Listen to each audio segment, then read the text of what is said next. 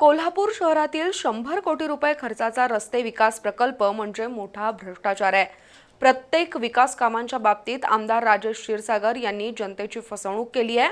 त्यामुळे आमदार क्षीरसागर यांनी आपल्या पदाचा राजीनामा द्यावा अशी मागणी शिवसेना ठाकरे गटाने पत्रकार परिषदेत केली। रेड्याला चुन्याने रंगवून बैल म्हणून विकण्याचा त्यांचा प्रत्येक वेळी प्रयत्न असतो अशी उपहासात्मक टीका ठाकरे गटाचे सहसंपर्क प्रमुख संजय पवार आणि विजय देवणे यांनी केली। त्यामुळे पुन्हा एकदा कोल्हापुरातील शिवसेनेच्या परस्पर विरोधी गटात वाकयुद्ध उफाळण्याची चिन्ह आहेत। आमदार राजेश क्षीरसागर आणि संजय पवार विजय देवणे यांच्यातील वाद कोल्हापूर जिल्ह्याला नवा नाही। दोन्ही बाजूने परस्परांवर टीका आणि आरोप करण्याची एकही संधी सोडली जात नाही। रविवारी मुख्यमंत्री देवेंद्र फडणवीस यांचा कोल्हापूर दौरा झाला। त्यावेळी 1450 कोटी रुपये खर्चांच्या विकास कामांचं लोकार्पण झालं। त्याचं श्रेय घेण्याच्या जाहिराती आमदार राजेश क्षीरसागर यांनी प्रसिद्ध केल्या। या पार्श्वभूमीवर आज शिवसेना ठाकरे गटाने पत्रकार परिषद घेऊन आमदार राजेश क्षीरसागर यांच्यावर टीकेची झोड उठवली। कोल्हापूर शहरातील 100 कोटी रुपये खर्चाचे चकाचक रस्ते आहेत कुठे असा प्रश्न उपस्थित करण्यात आला।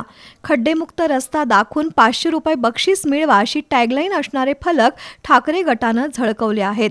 प्रत्येक कामात टक्केवारी आणि भ्रष्टाचार करून आमदार क्षीरसागर यांनी जनतेची घोर फसवणूक केली आहे। रेड्याला चुन्याने रंगवून बैल म्हणून विकण्याचा त्यांचा प्रयत्न असतो अशी घणाघाती टीका संजय पवार आणि विजय देवणे यांनी केली आहे। सगळ्या आता तुम्ही जिल्ह्याचं क्रेडिट घेताय, भविष्यात राज्याचं क्रेडिट घ्यायला मीच केलं म्हणून आता भविष्यामध्ये म्हशीला चुना नाही, रेड्याला चुना लावून, बरोबर आहे ना, ते चुना लावून बैल म्हणून विकायचं बंद करा। बस झाला आता तुमचं। चुना लावायचा आणि बैल म्हणून विकायचं, चुना लावायचं बैल विकायचं। आता लोक शहाणे झालेले आहेत म्हणून तुम्ही राजीनामा अशी मत आहे। रंकाळा तलावात रंगीत कारंजा उभारण्याऐवजी श्याम सोसायटीमधील सांडपाणी रोखून रंकाळा प्रदूषणमुक्त करायला हवा होता। रंगीत कारंजामुळे या परिसरातील पशुपक्ष्यांच्या नैसर्गिक अधिवासावर अतिक्रमण झालंय असंही संजय पवार यांनी नमूद केलं। सीपीआरमधील ड्रेसिंग साहित्य खरेदी घोटाळ्यातील आरोपीला कोण वाचवत आहे असा सवालही संजय पवार यांनी उपस्थित केला।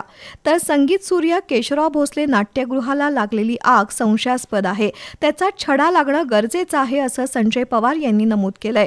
पत्रकार परिषदेला जिल्हा प्रमुख विराज पाटील, विशाल देवकुळे, अवधूत साळोखे, मंजित माने, नगरसेविका प्रतिज्ञा उत्तुरे, स्मिता मांढरे उपस्थित होत्या।